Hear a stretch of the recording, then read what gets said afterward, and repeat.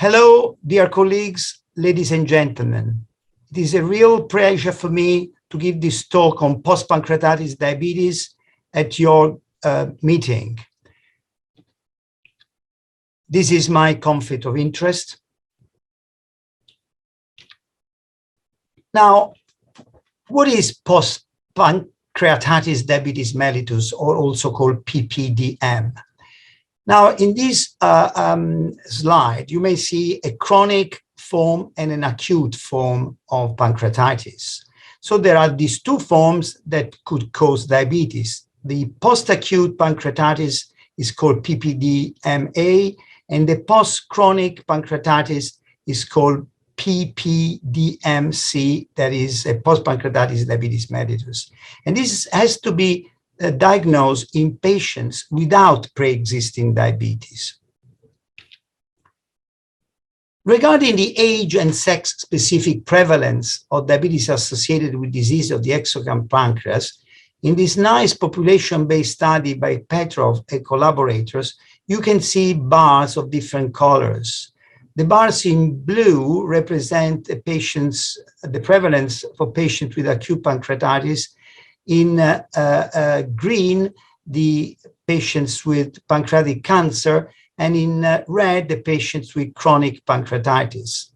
And as you can see, the prevalence is not is an important one, because we're talking about number of patients that develop this pancreatitis. Is mainly, as you can see in blue, is the acute pancreatitis-induced diabetes that pass definitely the patients with chronic pancreatitis. Regarding the contribution of sex to prevalence of diabetes after acute pancreatitis, chronic pancreatitis, and pancreatic cancer, you may see that the men have a 40% higher risk of developing PPDM than women. And the prevalence per 1,000 subjects is 1.32 and less than 1 in women. And this value is statistically significant. What is the putative mechanism for development of diabetes of the exocrine pancreas and then in patients that develop this chronic pancreatitis? So from a pathological point of view, fibrosis and inflammatory milieu lead to the destruction of beta cells, decrease in secretion of insulin and glucagon, and especially the pancreatitis polypeptide and reduced insulin can lead to a decreased glycogen formation with an increased hepatic insulin resistance. And as you can see here in these slides, you can see the key factors that are responsible for, in the early stage, to increase hyperinsulinemia, therefore increase obesity, and then decrease the insulin sensitivity. And this factor could also lead to the development of type 2 diabetes. And furthermore, the early stage of the diseases is always associated with hyperinsulinemia that could play a role in the development of insulin resistance and, of course, the onset of diabetes. Regarding the key pathophysiological changes that occur along the post-pancreatitis diabetes mellitus continuum, in a nice review and meta-analysis of studies with at least 1 year follow-up, they showed that those patients, that at least 22% of patients after the first attack of acute pancreatitis, and those with 36% after recurrent acute pancreatitis, are developing a condition associated with insufficient insulin secretion. And that lead to a gradual change in the pathogenesis of PPDM along with this continuum, as shown in these slides, where you can see the pancreas volume, the decrease, the exocrine pancreatic dysfunction increase, and insulin resistance decrease, and loss of beta cell function increase.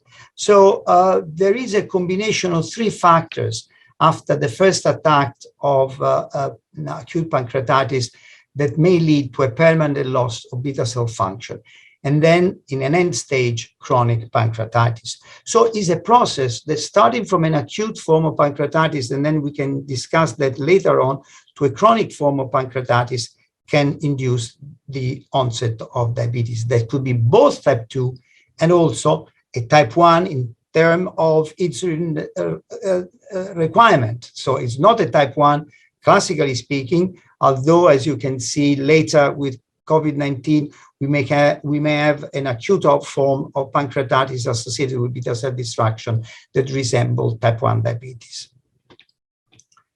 The diabetes following acute pancreatitis. What is actually important for the diabetologist to know following the first attack of non-necrotizing acute pancreatitis? This is because the key pathogenic drivers that are highlighted by insulin resistance and irreversible beta cell failure will dictate the need for different treatments, because we cannot imagine that these patients are treated all in the same way, because the mechanism that lead to the development of diabetes may vary considerably, just because the first onset of the disease may be associated with an acute infection or maybe with chronic infection. And that, of course, reflects in the potential treatment.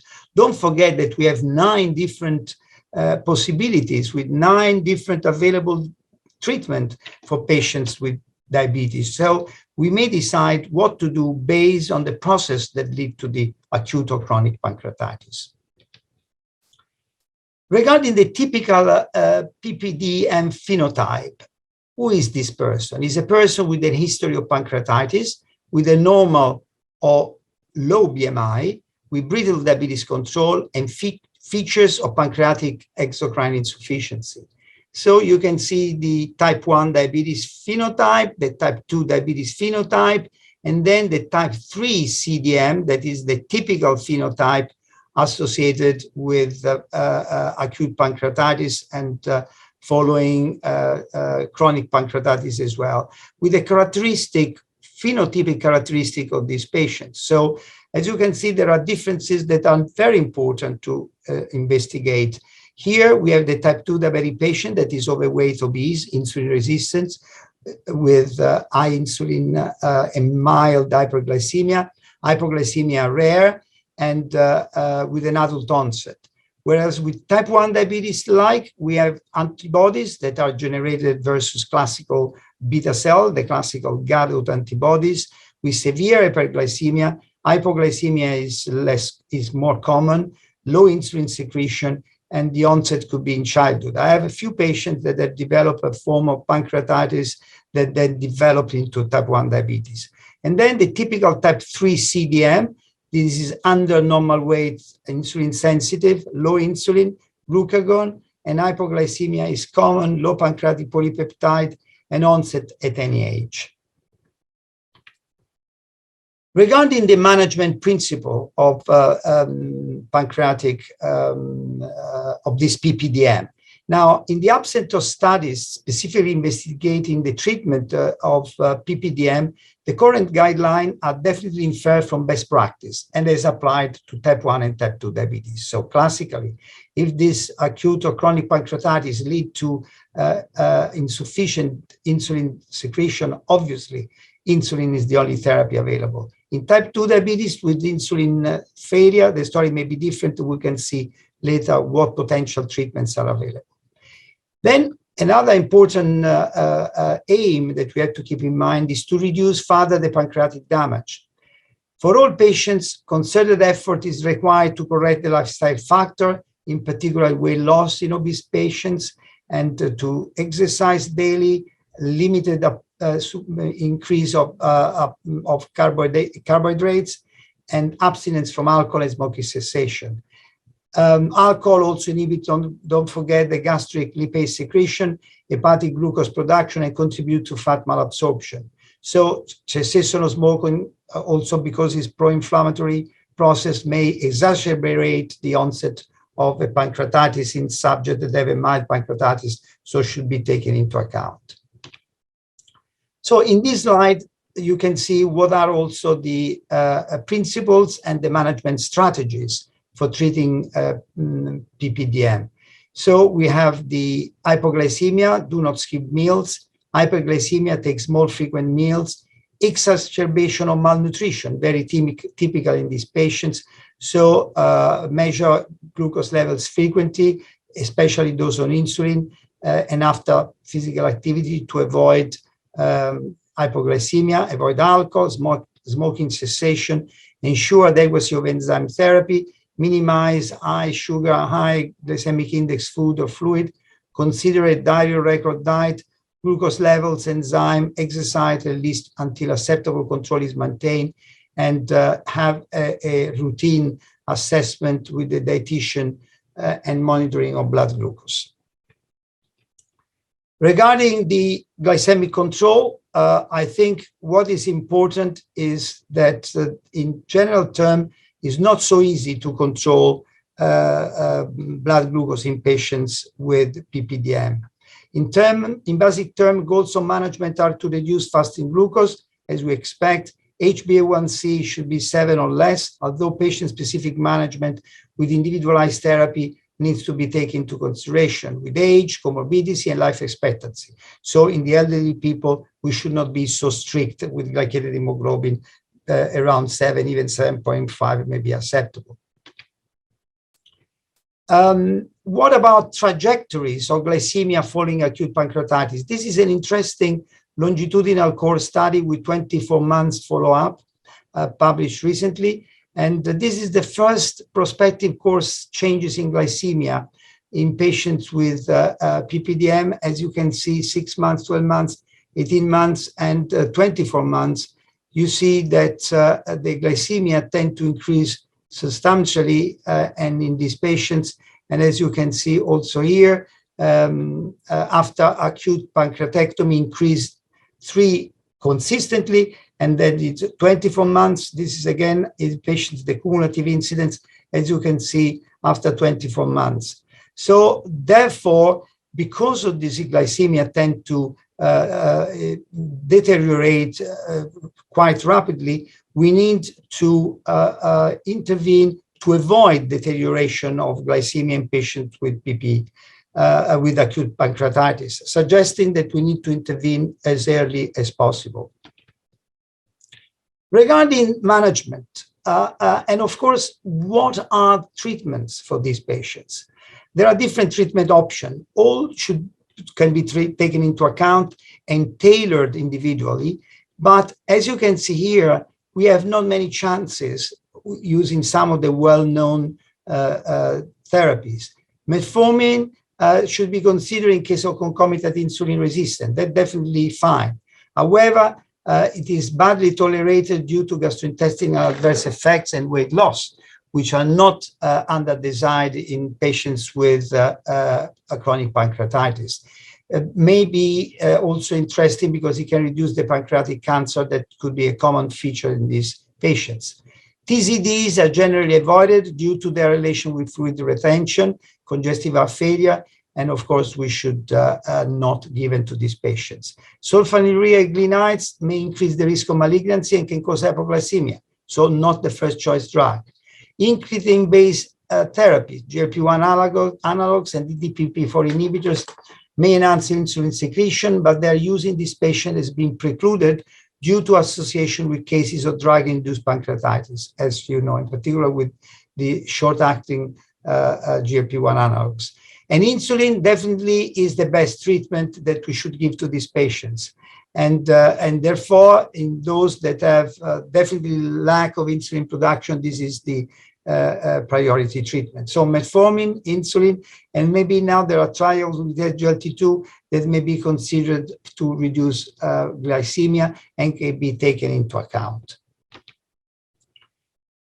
In the second part of my presentation, I'm going to talk about SARS-CoV-2 infection and pancreatic damage that could infect beta cells, damage the exocrine pancreas, and may induce post-pancreatitis diabetes.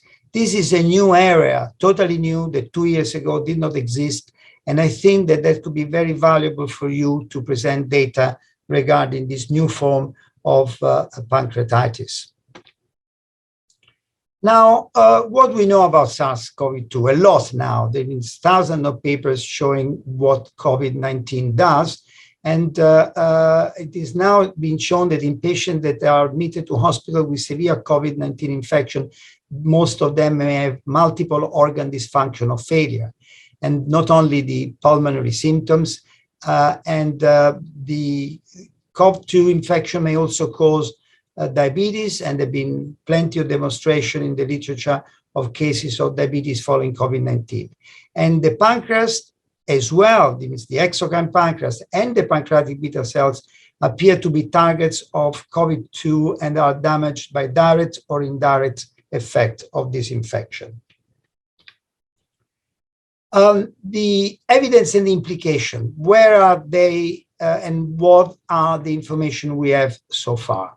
First of all, it has been proposed that infection with COVID-19 may be a trigger that may initiate beta cell autoimmunity with pancreatic fibrosis and thrombosis, and then against beta cells, and then new onset of type 1 diabetes. Don't forget that some patients have developed diabetes following viral infection of other type, so echovirus, enterovirus, Coxsackie virus. So even COVID-19 may damage the beta cells and induce a new onset type 1 diabetes. And according to recent data, it looks like new data are showing an increase in the incidence of the disease, probably due to COVID-19. Second, in the case of type 2 diabetes, exacerbation of the disease is thought to be closely related to death and or phenotypic alteration of beta cells. Now, what about pancreas and COVID-19? I call it here a clinical conundrum, where we can say that you can see in this picture with the lipase increase, lipolysis, unsaturated fatty acid, and then an inflammatory process in the pancreas with an increased secretion of interleukin 6, of interleukin 8, and interleukin 10, with a cytokine storm that could cause definitely the acute respiratory distress syndrome and the multi-organ failure that are associated with COVID-19 infection, but also acute pancreatitis. And therefore, this acute pancreatitis can cause diabetes by different mechanisms, as we will see in next slides. Now here, you see the virus acute pancreatitis and the superinfection in dual disease model, pancreatitis as SARS-CoV-2 infection, in this multi-center study that was just published last month. The COVID can cause acute pancreatitis, and the SARS-CoV-2 superinfection can occur in patients with acute pancreatitis due to prolonged hospitalization. And patients with such condition have a higher mortality that could be attributable to the severity of COVID-19. So the acute pancreatitis and the severe pancreatitis could have higher organ failure and in-hospital mortality. This is a new pathogenetic mechanism that could increase why patients infected with COVID may die, in particular those patients that have other comorbidities. The SARS-CoV-2 infection in the pancreas also promote thrombophlebitis and is associated with new onset diabetes. Here you can see the target, that is the islets, as we know, the duct, pancreatic duct, the blast vessel, and the whole pancreas. And post-mortem analysis have found that the virus can be everywhere distributed. And of course, this could be a reason for a multi-failure, both of the pancreatic area, that is typical exocrine pancreas, and the endocrine pancreas. So in this case, we have an extreme severe damage of the pancreas that could lead very rapidly to new onset diabetes. And these patients need to be treated immediately with insulin, even in the early stages. These are some of the post-mortem data regarding the SARS-CoV-2 infection. And as you can see, it's associated with severe pancreatic endothelitis, microthrombi, fibrosis, and new onset hypoglycemia that could, of course, demonstrate the COVID-19 induced new onset diabetes. Most important, the long-term consequences of the fibrotic thrombotic pancreas is the chronic pancreatic exocrine dysfunction and late onset diabetes. So we keep in mind that in patients that pass the infection and survive and go home, we should monitor this patient for possible exocrine pancreatic dysfunction and intervene as early as possible to avoid the insurgence of even type 2 diabetes. So also here, 2 out of 5 COVID-19 patients exhibited new onset diabetes at admission. So this could be linked very likely to an acute and chronic pancreatic dysfunction that could lead to new onset diabetes. This is a mini case series that has been published recently. As you can see here, these are patients diagnosed with acute pancreatitis and concomitant COVID infection. You can see at this CT scan the presence of pancreatic damage due to a possible causative factor in acute pancreatitis, and is linked to COVID-19 infection. And you can see here a small amount of peripancreatic fat due to acute interstitial pancreatitis, and here you can see fat around the head of the pancreas and in the pancreatic duodenal groove consistent with acute pancreatitis. So this new form of diabetes due to acute pancreatitis and chronic pancreatitis seem to change completely our approach to this condition, and will be, I'm sure, a topic of studies in the future months due to COVID-19 infection. So, ladies and gentlemen, I say that post-pancreatitis diabetes is a form of secondary diabetes that is classified by both the ADA and the World Health Organization as type 3C diabetes mellitus. We should always consider this as a potential form of diabetes when you diagnose your patients. Many patients with type 3 CDM are initially misclassified because you don't think about pancreatitis. And this is due to a potential chronic disease, not mainly an acute, because acute patients have symptoms, but with a chronic pancreatitis, maybe this is not the case. PPD is frequently labeled as type 2 diabetes, but this has worse glycemic control and a markedly greater requirement for insulin. And usually these patients are diagnosed with type 2 diabetes. They start treatment with other drugs because they are obese. So they start treatment with metformin, they may have TZDs, they may have sulfonylureas. And so they go into pancreatic failure, and therefore they become insulin treatment. So probably by initiating treatment with insulin, we may protect better the function of the pancreas, and then so reduce the tendency to become heavily insulin-dependent patients. So PPDM must be appropriately recognized. So we should do in all ways an attempt to find out if potential PPD is present in a patient earlier diagnosed with type 2 diabetes, and of course to tailor management, including choice, as I mentioned before, of anti-hyperglycemic therapy and consideration of malabsorption that require pancreatic enzyme and vitamin D prescription. Regarding the evidence that COVID infection contributes to damage with the pancreas, I think that there are important concepts because this is a very new concept to keep in mind. First of all, the mechanisms that are involved include, but are not limited to, direct cytopathic effects of SARS-CoV-2 infection that can induce replication of the virus and systemic and local inflammatory lesion.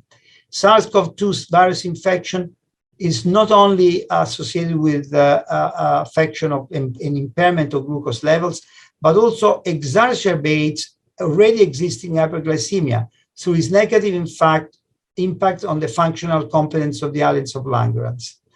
And then a bidirectional relationship between COVID-19 and diabetes exists. Indeed, diabetes is associated with the severity of COVID-19 and mortality, but at the same time, patients with COVID-19 have shown new onset of diabetes. And SARS-CoV-2 infection of the pancreas may promote acute and especially chronic pancreatic dysfunction that could potentially lead to new onset diabetes. Remember that patients that have diabetes and are admitted to hospital, the number of patients that are in the hospital with diabetes double those that are in the intensive care. So if you have 10 patients admitted to hospital, 5 are actually moving to intensive care. And those intensive care, about 30% of those that die in intensive care are diabetic. So COVID-19 and diabetes and in pancreatic inflammation and failure of the pancreas together with multi-organ failure could be a critical factor and should be seriously tackled with patients that are admitted in hospital with COVID-19. So I'd like to thank you for your attention and look forward to receive your question. Thank you very much.